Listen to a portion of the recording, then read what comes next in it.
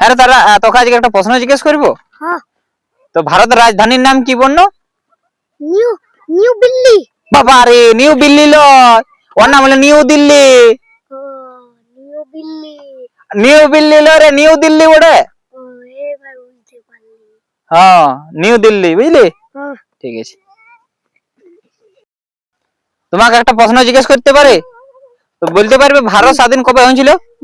1946 ওটা 1946, ওটা 1947 সালে বটে।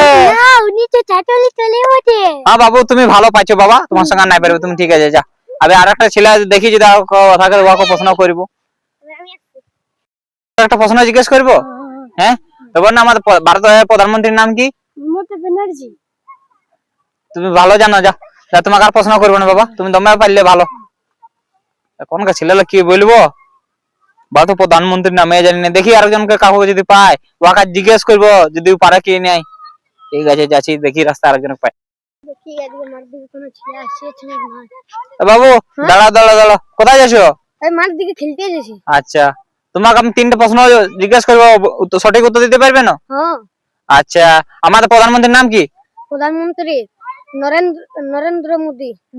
শোনো, দামোদর নরেন্দ্র মোদী। বাহ। আচ্ছা, আমাদের মুখ্যমন্ত্রীর নাম কি? মমতা বন্দ্যোপাধ্যায়। আচ্ছা, আমাদের রাজধানীর নাম কি?